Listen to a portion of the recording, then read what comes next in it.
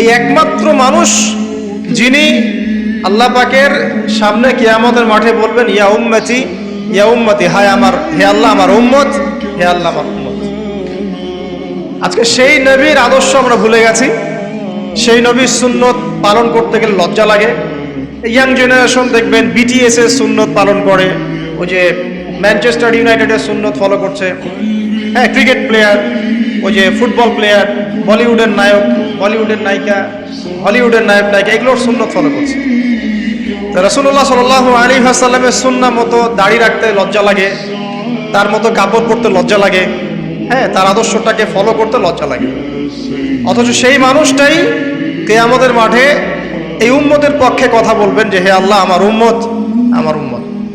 আর এই মানুষটাকেই জীবিত অবস্থায় 15 বার হত্যা করার চেষ্টা করা হয়েছিল। কাকে? নবী মুহাম্মদ সাল্লাল্লাহু আলাইহি ওয়াসাল্লামকে। বিস্তারিত জানতে বিশ্ববিখ্যাত বই আর রাহিকুল মাখতুম এটা পড়ে দেখেন। জীবন, রাসূল সাল্লাল্লাহু আলাইহি ওয়াসাল্লামের পবিত্র জীবনের উপরে একটা সেরা বই আর রাহিকুল মাখতুম পড়ে দেখেন। তাকে প্রায় 15 বার হত্যা করার চেষ্টা করা হয়েছে এবং তাকে প্রায় 16টা গালি খেতে হয়েছে সারা জীবনে। কতগুলা? যার চরিত্রের মধ্যে যারা পরিমাণ কোনো পঙ্কিলতা নাই, তাকে মানুষ 16টা গালি দিয়েছে। মানুষ বলেছে এই ব্যক্তি জাদুকর, সাহের, নাউজুবিল্লাহ।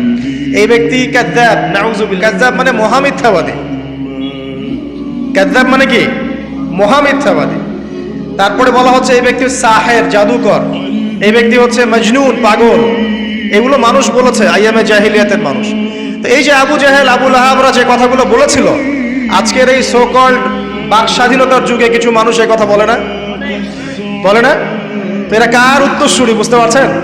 নবী সাল্লাল্লাহু আলাইহি ওয়াসাল্লাম বলছেন তোমরা সবাই শুধু বলো কুলু লা ইলাহা ইল্লাল্লাহ তুফলিহুন। হে আমার চাচারা, কুরাইশ বংশের যারা আছেন আপনারা, ইয়া মা'আশারাল কুরাইশ, আপনারা শুধু বলেন কুলু লা ইলাহা ইল্লাল্লাহ, খালি একবার বলেন যে লা ইলাহা ইল্লাল্লাহ তুফলিহুন, আপনারা সফল হয়ে যাবেন, আরব আজম উভয়ের রাজত্ব পাবেন। নবীজি বলছেন। তখন আবু লাহাব হাততালি দিয়ে বলছিল এই জন্য আমাদেরকে এখানে একত্রিত করেছো?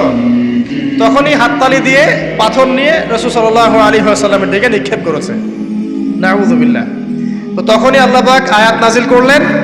কোন আয়াত? তাব্বাত ইয়াদা আবি লাহাবিন ওয়া তাব। ধ্বংস হোক আবু লাহাবের দুই হাত, যে দুই হাত দিয়ে সে পাথর নিক্ষেপ করেছে, ওয়া তাব, এবং সে নিজেও ধ্বংস হোক। দেখেন, কিয়ামত পর্যন্ত কোরআন থাকবে না, এই সূরাটা থাকবে না। তো কিয়ামত পর্যন্ত মানুষ কোরআন তেলাওয়াতের মধ্য দিয়ে আবু লাহাবকে গালি দিবে, দিবে না? কিয়ামত পর্যন্ত মানুষ কোরআন তেলাওয়াতের মধ্য দিয়ে আবু লাহাবকে কিন্তু অভিসম্পাত করতে থাকবে যে তুমি ধ্বংস হও, তোমার দুই হাত ধ্বংস হও।